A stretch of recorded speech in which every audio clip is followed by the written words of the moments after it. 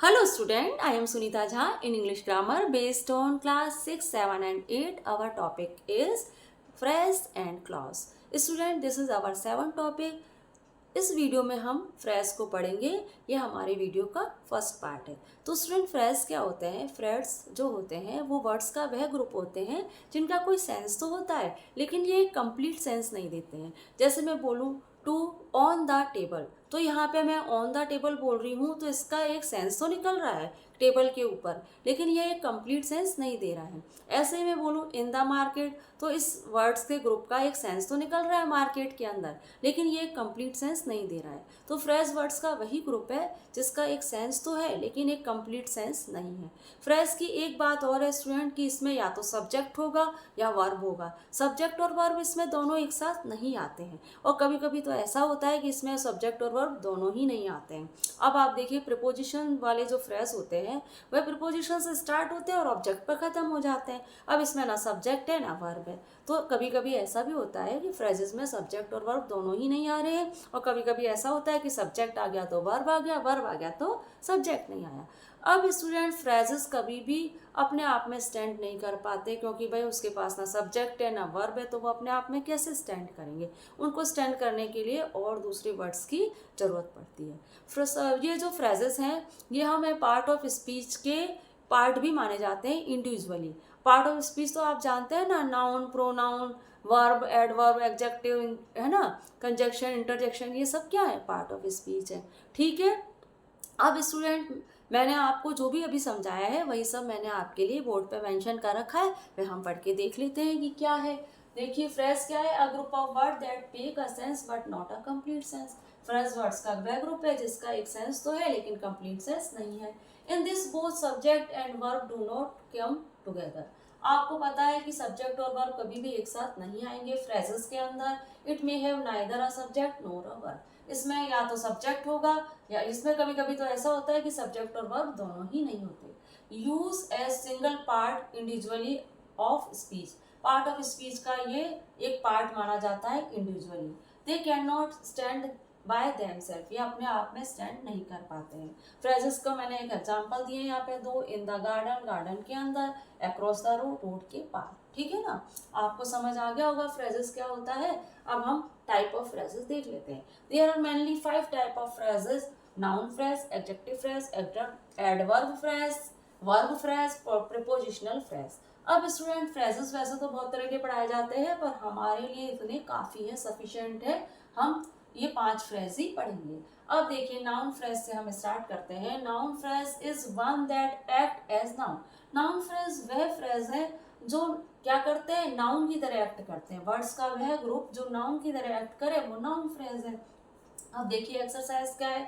Underline the noun phrase. Noun phrase को आपको underline करना है। She hope to win the first prize. अब यहाँ पे कहा जा रहा है कि वह उम्मीद कर रही है कि उसे फर्स्ट प्राइज, करती है कि उसे फर्स्ट प्राइज मिलेगा। अब शी मेरा क्या है? सब्जेक्ट है। होप मेरा क्या है? वर्ब है। To win the first prize क्या है? ये वर्ड्स का वह ग्रुप है जो नाउन की तरह एक्ट कर रहा है। ठीक है ना, सब्जेक्ट ये हो गया, वर्ब ये हो गया, to win the first prize word का वह ग्रुप हुआ जो नाउन की तरह एक्ट कर रहा है। ठीक है। अब देखिए, I saw the big crowd. मैंने देखी एक big crowd.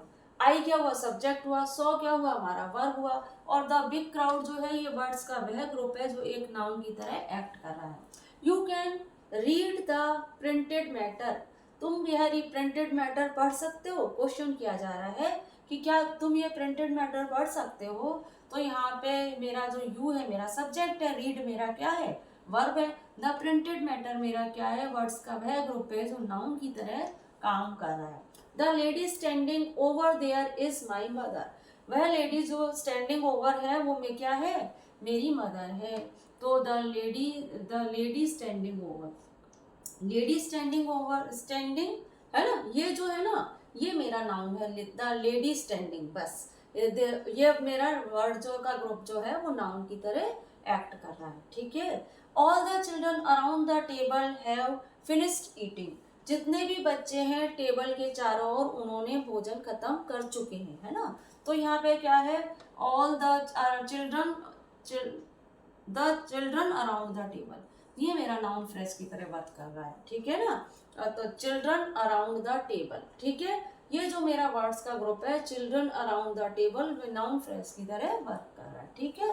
The kids in the pool are having fun, तो यहाँ पे नाउन फ्रेज क्या होगा student, kids in the pool, है ना। ये वर्ड्स का ये जो ग्रुप है ये नाउन फ्रेज की तरह वर्क कर रहा है, किड्स इन द पूल, ठीक है। बाकी के सेंटेंस जो वर्ड्स जो है वो इसको मॉडिफाई कर रहे हैं, हमारे kids in the pool words को, जो नाउन फ्रेज है उसको मॉडिफाई करने का काम कर रहे हैं, ठीक है। मैं आपको बहुत सिंपली पढ़ा रही हूँ, क्योंकि आपको ज़्यादा हाई फाई पढ़ाऊंगी तो आपके दिमाग के ऊपर से निकल जाएगा। इन्फिनेटिव, जेरेंट, वेरेंट कुछ भी मैं आपको यहाँ समझा नहीं रही हूँ, मॉडिफायर, इन्फिनेट, जेरेंट वगैरह यहाँ पे कुछ भी नहीं समझा रही हूँ, वरना आप और चकरा जाएंगे कि ये क्या पढ़ा रही है मैम, ठीक है ना स्टूडेंट। बहुत सिंपली हम इसको पढ़ रहे हैं, क्योंकि आपका बहुत हाई फाई सिलेबस नहीं है इस टॉपिक को लेकर, ठीक है। एडजेक्टिव फ्रेज देख लेते हैं, एडजेक्टिव फ्रेज का है। An adjective phrase is a group of word that act an adjective in sentence. Adjective phrase words का वह ग्रुप है जो क्या करता है, एडजेक्टिव की तरह वर्क करता है। एडजेक्टिव तो आप जानते हैं ना, एडजेक्टिव क्या है, जो नाउन को मॉडिफाई करे वह एडजेक्टिव है, ठीक है ना। अब जैसे कि क्या करें, इंटेलिजेंट बॉय, तो बॉय को बॉय कैसा है, बॉय की विशेषता बता रहा है एडजेक्टिव कि बॉय इंटेलिजेंट है। ब्यूटीफुल गर्ल, गर्ल की विशेषता बता रहा है ब्यूटीफुल वर्ड, तो ये हमारे एडजेक्टिव है। नाउन आप जानते हो ना, प्लेस, थिंग्स, पर्सन, है ना, ये सब क्या है, नाउन है। जो किसी फीलिंग को एक्सप्रेस करे, प्लेस, पर्सन, थिंग को और फीलिंग को एक्सप्रेस करे, वो नाउन होते हैं, ठीक है। तो आप अब एडजेक्टिव फ्रेज आपको यहाँ पे ढूंढने हैं नीचे दिए हुए सेंटेंस में। देखिए क्या कह रही है exercise, underline the adjective phrase and the circle the noun they modify.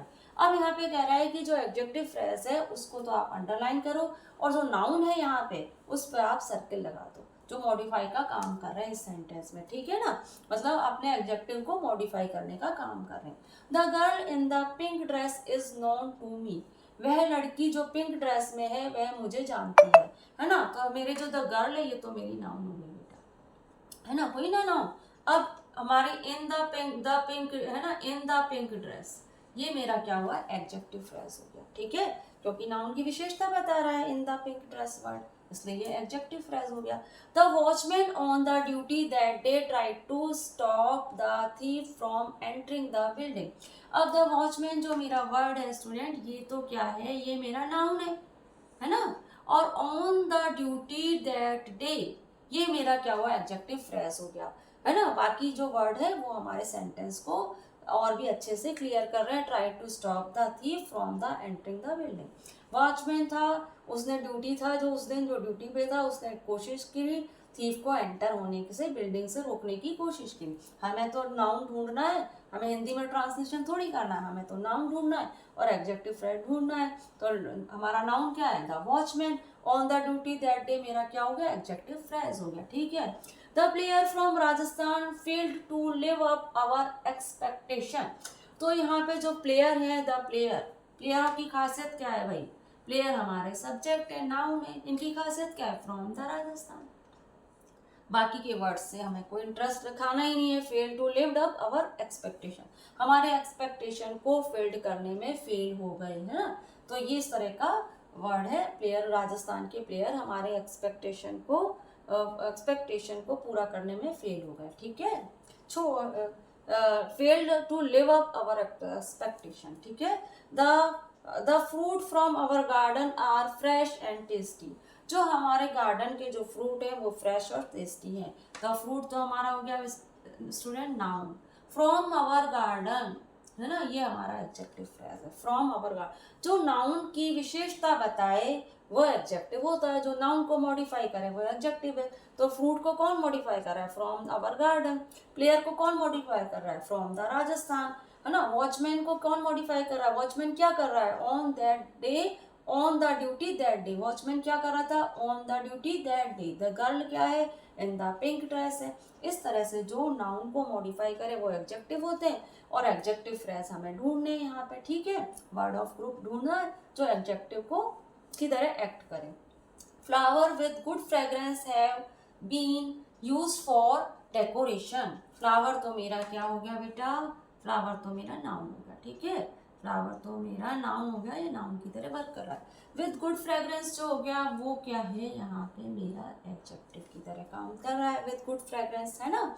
अच्छा, और फ्लावर जो गुड फ्रेग्रेंस के हैं वो क्या है, डेकोरेशन के लिए चाहिए होते हैं। Rohan a boy with courage, Rohan जो बॉय था जो with courage fought with the thief. जो रोहन है, रोहन तो हमारा सब्जेक्ट है। अ बॉय विद करेज, कैसा बॉय, जिसमें बहुत ही करेज है, जिसमें बहुत ही साहस है। Rohan boy with courage fought with the thief, उसने रोहन जो बॉय था उसने बहुत ही करेज के साथ थीफ से फॉट किया, ठीक है ना।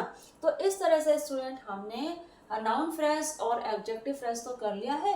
अब अगले वीडियो जो कि हमारे फ्रेज का पार्ट 2 होगा, उसमें मैं आपको एडवर्ब फ्रेज, वर्ब फ्रेज और प्रीपोजिशनल फ्रेज भी समझा दूंगी। So student, stay connecting, keep learning and goodbye, see you.